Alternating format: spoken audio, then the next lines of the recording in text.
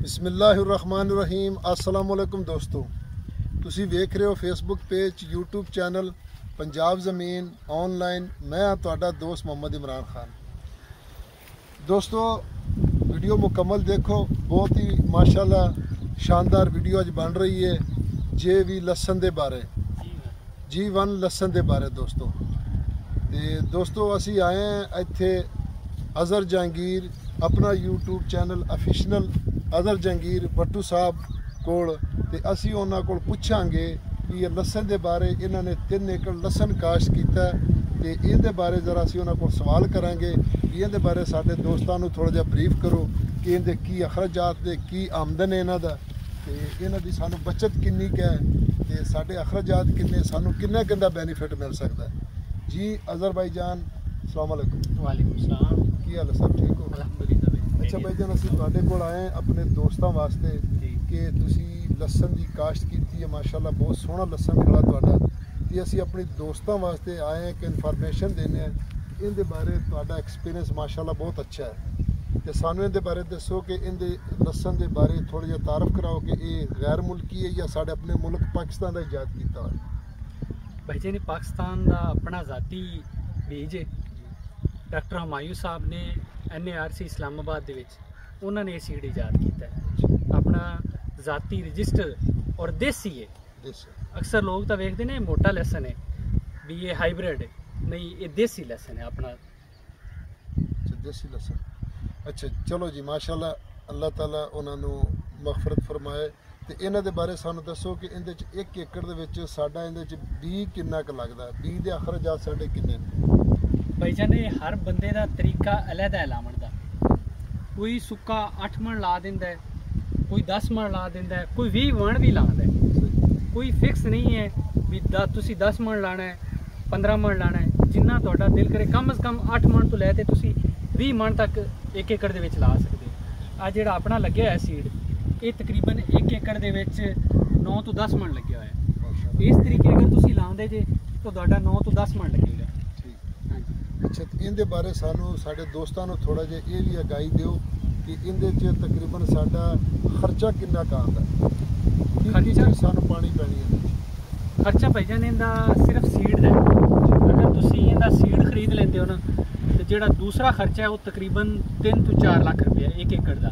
जिहड़ा सीड है तुहाडा वो तकरीबन 25 तो 30 लाख रुपए का है। अगर तुसी मेरे जिन्ना सीड 1 एकड़ चला दे तकरीबन तुहाडा सारा टोटल जिहड़ा खर्चा है 25 तो 30 लाख रुपये इस टाइम।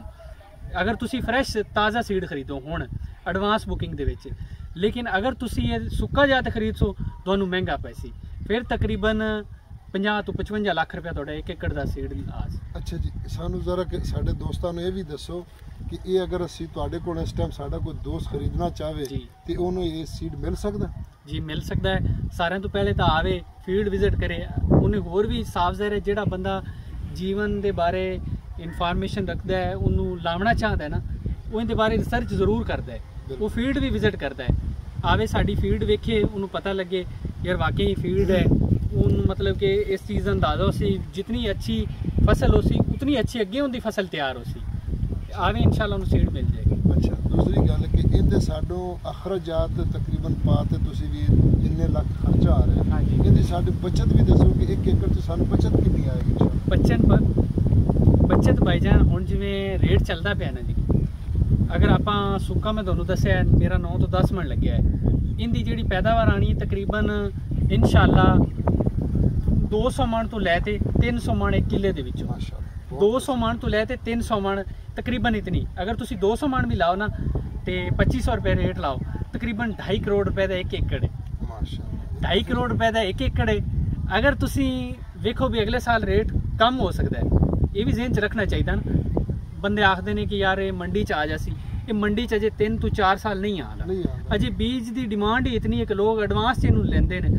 तकरीबन ये अगले साल तुसी इनू 1000 रुपये किलो भी लाओ ना, फिर भी 1 करोड़ रुपए का किला है। 70 लाख रुपया तुहाडा प्रॉफिट है, 30 लाख रुपया तुहाडा खर्चा है। अच्छा माशाल्लाह, यानी तकरीबन 3-4 साल अजे मार्केट च नहीं आंदा, लोग अपना इन सीड दा बी वधा रहे हैं। हाँ जी, बी दे तौर ते वधा रहे हैं। यानी तुसी तुहाडे कोल 3 एकड़, तुसी अगले साल वास्ते 6-7 एकड़ करोगे। मेरा अगले साल इंशाल्लाह मैं 15 एकड़ तक 15 एकड़ तक हाँ करो जी। मिशन होंदा ना किसी हाँ को जी। कल पे चलो ठीक है सर बड़ी मेहरबानी अगर जंगीर साहब जरा ਤੁਸੀਂ ਸਾਨੂੰ ਕੀਮਤੀ ਟਾਈਮ ਦਿੱਤਾ ਜੀ ਤੇ ਬਾਕੀ ਦੋਸਤਾਂ ਨੂੰ ਅਸੀਂ ਇਹ ਰਿਕੁਐਸਟ ਕਰਨੇ ਆ ਕਿ ਜਿਸ ਦੋਸਤ ਨੇ ਵੀ ਇਹ ਖਰੀਦਣਾ ਹੋਵੇ ਸਾਡੇ ਨਾਲ ਰਾਬਤਾ ਕਰ ਸਕਦੇ ਨੇ ਐਡਵਾਂਸ ਬੁਕਿੰਗ ਵੀ ਕਰ ਸਕਦੇ ਹੋ ਲੇਕਿਨ ਜਦੋਂ ਸੀਡ ਦੀ ਪਟਾਈ ਹੋਵੇਗੀ ਉਸ ਟਾਈਮ ਤੁਹਾਨੂੰ ਬਹੁਤ ਮਹਿੰਗਾ ਮਿਲੇਗਾ ਟਾਈਮ ਤੇ ਟਾਈਮ ਤਕਰੀਬਨ ਇਹਦਾ ਕਿੰਨਾ ਕੁ ਟਾਈਮ ਲੱਗਦਾ ਇਹਨੂੰ ਲਾਵਣ ਤੇ ਇਹਨੂੰ ਤਿਆਰ ਹੋਣ ਤੱਕ ਭਾਈ ਜਾਨ ਇਹ ਲੱਗਦਾ ਹੈ ਤਕਰੀਬਨ ਜੀ ਅਕਤੂਬਰ ਵਿੱਚ ਅੱਛਾ ਅਕਤੂਬਰ ਦੇ ਪਹਿਲੇ ਹਫਤੇ ਚ ਲਾ ਦੇਣਾ ਚਾਹੀਦਾ ਹੈ ਸਤੰਬਰ ਚ ਵੀ ਤੁਸੀਂ ਆਖਰੀ ਤਕਰੀਬਨ 25 ਤਰੀਕ ਤੋਂ ਬਾਅਦ ਲਾ ਸਕਦੇ ਜੀ ਲੇਕਿਨ ਅਕਤੂਬਰ ਦੇ ਪਹਿਲੇ ਹਫਤੇ ਤੋਂ ਬਾਅਦ ਲੇਟ ਨਹੀਂ ਕਰਨਾ ਚਾਹੀਦਾ ਜਿੰਨਾ ਤੁਸੀਂ ਲੇਟ ਕਰਦੇ ਜਾਸੋ ਤੁਹਾਡੀ ਪੈਦਾਵਾਰ ਤੇ ਫਰਕ ਪੈਂਦਾ ਜਾਸੀ ਤੇ ਅਕਤੂਬਰ ਚ ਅਗਰ ਤੁਸੀਂ ਲਾਉਂਦੇ ਹੋ ਨਾ ਤੇ ਮਈ ਦੇ ਵਿੱਚ ਇਹਦੀ ਹਾਰਵੈਸਟਿੰਗ ਹੁੰਦੀ ਹੈ ਹੁਣ ਤਕਰੀਬਨ ਇਹਦੀ ਅਸੀਂ ਜਿਹੜੀ ਹਾਰਵੈਸਟਿੰਗ ਕਰਨੀ ਹੈ 5 ਮਈ ਤੋਂ ਲੈ ਕੇ 15 ਮਈ ਦੇ ਦਰਮਿਆਨ ਚ ਇਨਸ਼ਾਅੱਲਾ ਅਸੀਂ ਹਾਰਵੈਸਟ ਕਰ ਲੈਣਾ ਠੀਕ ਸਰ ਬੜੀ ਮਿਹਰਬਾਨੀ ਅਜ਼ਰ ਜੰਗੀਰ ਸਾਹਿਬ ਤੁਸੀਂ ਸਾਨੂੰ ਕੀਮਤੀ ਟਾਈਮ ਦਿੱਤਾ ਇਨਸ਼ਾਅੱਲਾ ਅਸੀਂ ਫਿਰ ਵੀ ਆਪਣੇ ਦੋਸਤਾਂ ਲਈ ਦੁਬਾਰਾ ਕੋਈ ਚੰਦ ਦਿਨਾਂ ਬਾਅਦ ਫਿਰ ਅਜ਼ਰ ਜੰਗੀਰ ਸਾਹਿਬ ਕੋਲ ਹਾਜ਼ਰ ਹੋਵਾਂਗੇ ਇਹਦੇ ਬਾਰੇ ਫਿਰ ਕੋਈ ਮਜ਼ੀਦ ਜਿਹੜੇ ਮਾਲੂਮਾਤ ਰਹਿ ਗਏ ਨੇ ਇਨਸ਼ਾਅੱਲਾ ਅਗਲੀ ਵੀਡੀਓ ਤੱਕ ਇਨਸ਼ਾਅੱਲਾ ਦੋਸਤਾਂ ਤੱਕ ਪਹੁੰਚਾਵਾਂਗੇ ਤੇ ਸਾਨੂੰ ਦੋਵਾਂ ਨੂੰ ਇਜਾਜ਼ਤ ਦਿਓ ਫੀ ਅਮਾਨੁੱਲਾ ਅੱਲਾਹ ਹਾਫਿਜ਼